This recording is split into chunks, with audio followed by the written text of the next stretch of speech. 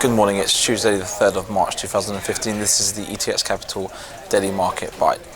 Asian shares edged high on Tuesday, bolstered by another record day on Wall Street, while a resurgent yen helped knock the US dollar index off an 11-year high. The Nikkei stocks raised early gains and ended 1.1% lower, down 11 points to 188.15 spot 16, so down 0.06%. Chinese stocks, off the back of the interest rate cut over the weekend, tumbled as excitement dragged away. We had a flood of new initial public offerings, fanning concerns about tighter liquidity. The Dow Jones was up 155 points to 182.88 spot 63, so that was 0.86% up. The S&P was up $12.89 to 21.17 spot 39, and that's an increase of 0.61%. There was very much a lot of anticipation on the NASDAQ throughout the US session, climbing above the 5,000 point level for the first time since the dot-com era, so in almost 15 years. In the FX space, we saw a bounce up of the Aussie dollar after the Reserve Bank of Australia held policy steady, currently at 0.7821, reached as high as 0.7832 this morning. The dollar yen rebounded from a week low against the dollar, touched earlier on in the session, currently at 119.75. There was a massive fall in the US consumer spending and slower activity that's undermined the dollar's strength against its major counterparts. Cable at the moment is currently at 153.71. Lows yesterday of 153.51 and highs of 154.29. The euro had again a difficult day against the dollar, currently trading at 111.92.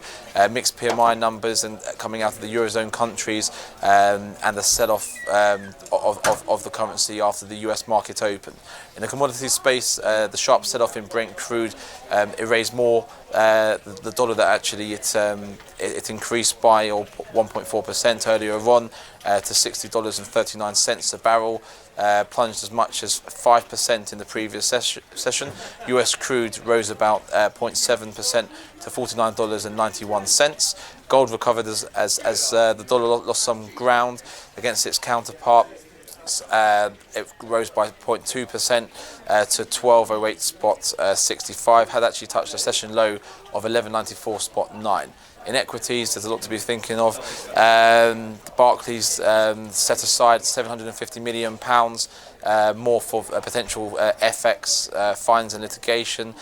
Annual profits actually rose a higher than expected 12% thanks to a sharp cut in costs.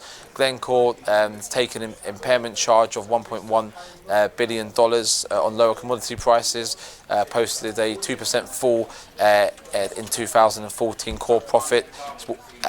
What was actually anticipated by analysts anyway. House builders in the spotlight. Travis Perkins posted a 14.9% rise in 2014 earnings, and is confident that it will continue to outperform this year.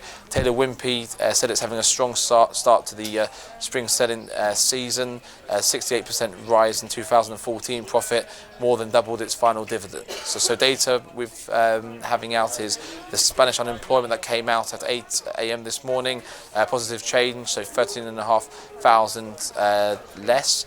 9:30 we have the construction PMI out of the UK, currently speaking, at 10 a.m.